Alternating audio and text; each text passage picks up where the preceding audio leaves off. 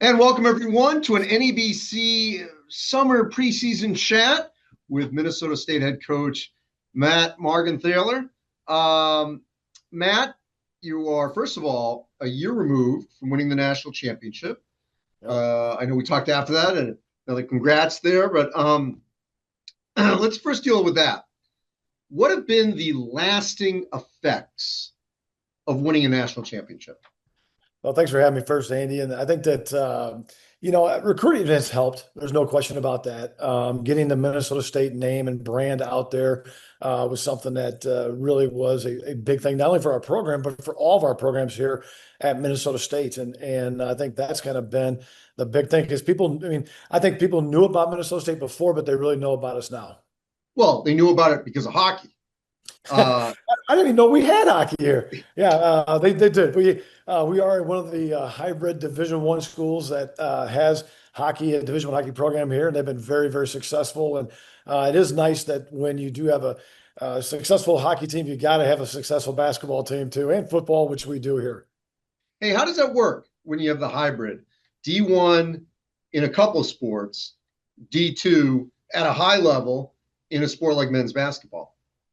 Yeah, it's unique. There's no question about it. I think that this is the first time coming here. I was at South Dakota State as assistant coach when we were Division II back in the days, and got the head coaching job here 25 years ago. And so that transition, even having hockey at a university, was different for me.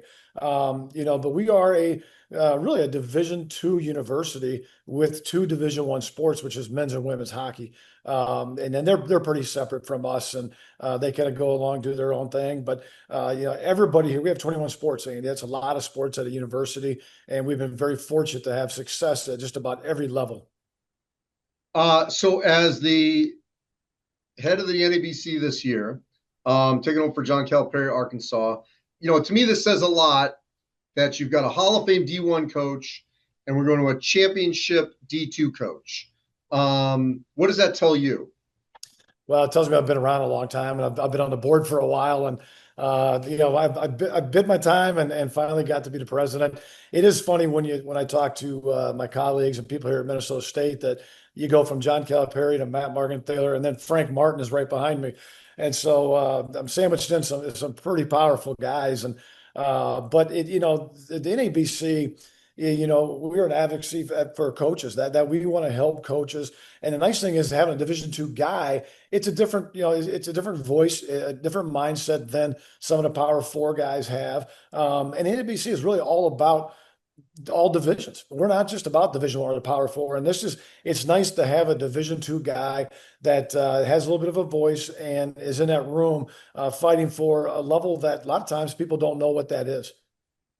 So, in this new world where you've got Division I sports like on your campus and you've got high level D2, what's happening in the D2 world with rev share? Well, really not much. I mean, it's very minimal right now on our part. We do have some name, image, and likeness going. We're one of the top schools in Division II that has that. And our student athletes have to take advantage of it and work extremely hard to get that. There's some student athletes are doing very well on that right now, but that's mostly at the Division I level. One thing that's happening at Division II level right now is our Division II executive board has sponsored a proposal for 5 years of eligibility. And that's something that was talked about the Final Four. I think we're in the forefront of that, even in front of the Division I, for the fact that they're waiting so much for that rev share and the House settlement to come through. We kind of got out in the forefront of that, and that's going to be interesting. I think that will pass. I think we'll go and have get away from basically waivers and red shirts, but have 5 years of eligibility, which I think is a great thing for student athletes because that's what it's taking them to graduate anyway. And let's keep these young men and women on scholarship through that process. So it'd be 5 full seasons, but it's not like you could redshirt one and be there 6 years. It's No, you five. only have five. You only have five no matter what. So yeah, that redshirt year would burn a year. But if you stay healthy and everything goes well, then you can have 5 years of eligibility. You can sit out a year too, and come back and have years. Our clock is different than Division I. And so once in Division I, once that clock starts, it goes. We can have a year off if a student athlete needs that. All right. So what do you think are the most pressing issues for the NABC this season overall for coaches? And I know each level within each division can have different problems and different issues that they have to solve. But what for coaches are on the table right now? I think the one thing that you've probably heard is that we just need a seat at the table. If it's Division One, two, three, we need coaches and coaches' voices that are in those rooms at the table making the decisions about our sport. We are a unique sport. We want to be a voice and get more coaches at the table making those decisions. If we can do that, then I think this game can continue just to flourish like it has been. So I've had a number of head coaches tell me that one thing they don't understand is why, especially in this era now, why there's a limit on coaches on the floor. Right. When you've got coaches who are out recruiting, maybe you have a GM, maybe you don't, and now you got to deal with NIL stuff. Um, what's the point of saying, you know, you can't have as many people as you want working out guys, participating as part of the practice, the game prep, the off-season workouts, which is obviously beneficial certainly to younger coaches and GAs to move up in the business.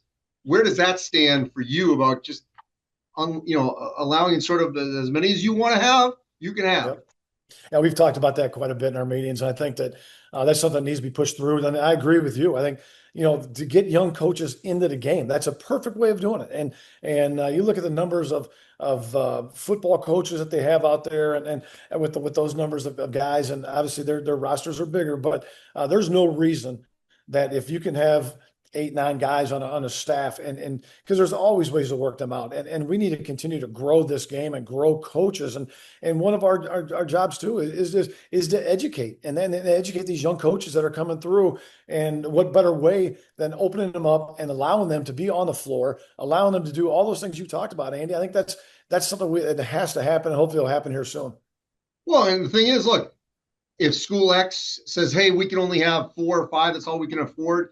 And another school says, you know what, I can have 10 players, 10 coaches out on the floor.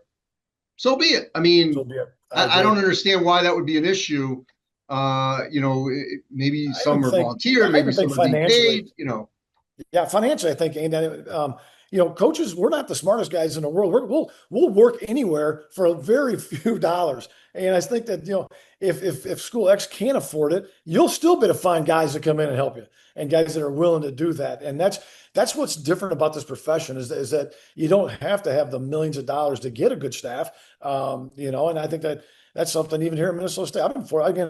This is my 25th year. I've had the same assistant for 25 years. I've had my second assistant for 8 years. I mean, the continuity has been great. I think we can continue that at the higher level with more coaches on the floor.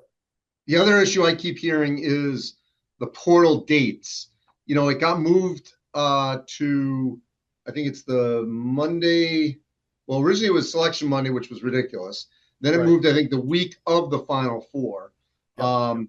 And I've heard both sides of that. And one is, hey, the teams that are prepping for the Final Four, they're like, hey, it's not fair. I got to worry about this in the Final Four. But then the other side is, well, there's only 4 of you left, and there's 300 plus, in Division One that are still out there doing their thing. So where are you on terms of where that date should fall in terms of when the portal opens and closes? I go back. I think it has to be after the Final Four sometime. I don't know what the perfect date is, but I know even like this past year, my assistants didn't go to the Final Four because they were re-recruiting our own guys, and they were making sure our guys were staying on campus.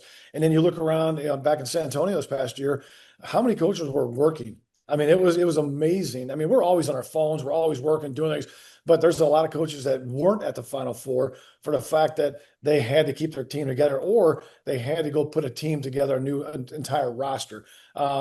It's a crapshoot either way, I think, Andy. But I personally, I think it has to be after the Final Four.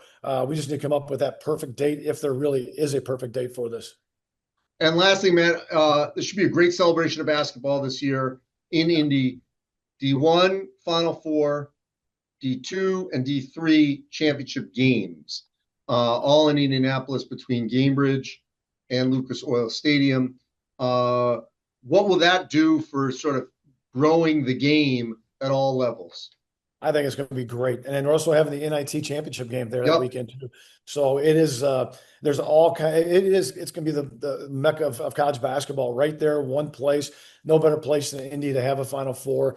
I just think it's going to be a great celebration, and to have all the levels together. I mean, it means so much. We went to Evansville and played in the championship a couple of years ago. That was awesome. But to do it in the Final Four weekend, I couldn't imagine how special that's going to be for those young men, and just having an opportunity to enjoy everything is going to be a special time for college basketball.